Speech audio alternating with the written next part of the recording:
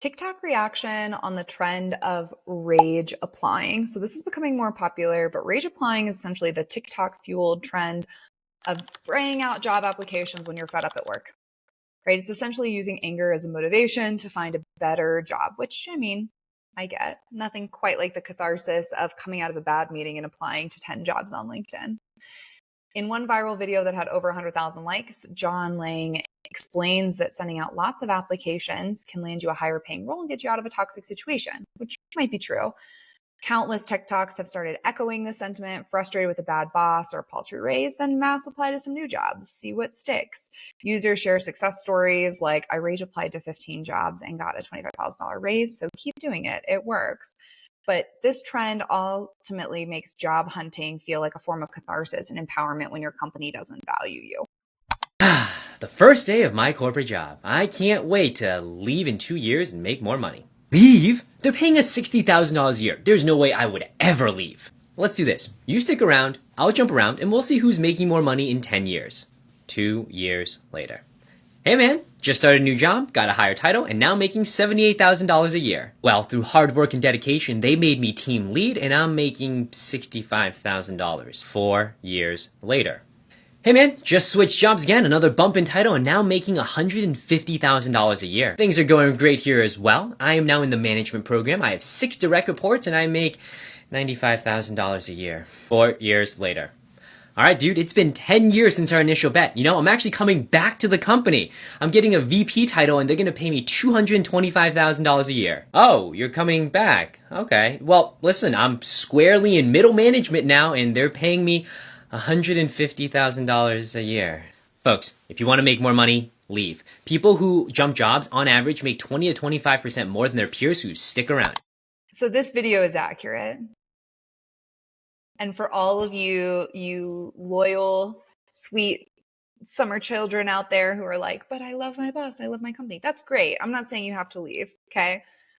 But the example that he gave in that video where, hey, I changed companies, took a higher title, took a pay bump every 2 to 5 years, that's honestly pretty accurate. I talk about this in another video, but there are separate budgets generally for recruiting new people, as there are for giving promotions and raises internally.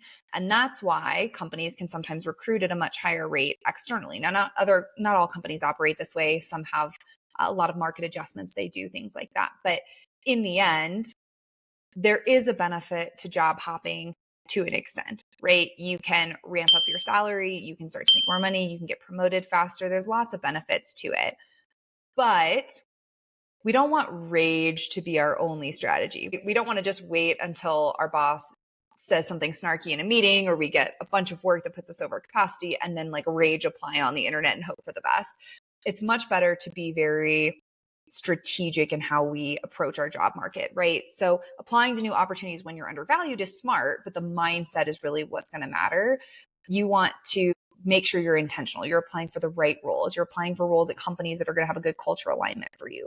What you don't want is to just apply out of anger and end up in a role that's not better, possibly worse, and it doesn't have the right aspects to it, right? And so if you understand yourself, what's valuable to you, what is making you excited at work, what's bringing positivity, that's going to help you find the next right job.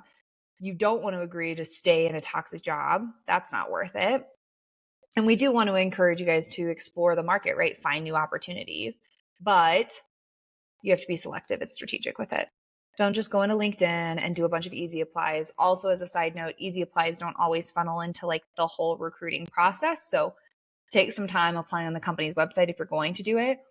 But it's not just the quantity of applications. Now, right now, Forbes is saying that about 6% of applications are getting interviews. So it is a bit of a numbers game, but we also want to make sure that quality and fit count are high. If you are applying to a job, it's the right job for you. You have the experience. The company seems like a good fit. The hiring manager seems like a good fit. You have the right skills. Otherwise, you're going to get burnt out in your job hunt, right? You're going to get frustrated that you keep filling out these applications. I saw a video the other day by a Gen Zer. I'll try to find it and do it as a reaction next week. So she was saying she only had to apply to 178 jobs to get a job interview. And those kinds of numbers are astounding. That's not positive, right? We want to make sure we're getting more like 20% job interviews, but that requires tailoring your resume, going for the right roles. Use your experience to help you find the right opportunity, right? Feel free to leverage the frustration of a snarky comment made in a meeting to get you started, but really temper that with a plan. Otherwise, you're going to end up with a lot of applications and not a lot of quality, and you're not going to find the traction that you want. One career coach put it, rage applying might feel good in the moment, but apply intentionally for your best outcome. Otherwise, you're going to feel really justified and really excited to get that dopamine rush that you've put all these job applications out there. And then you are very quickly going to come face to face with the reality of no traction and no interviews. And that's going to put a damper on it for sure.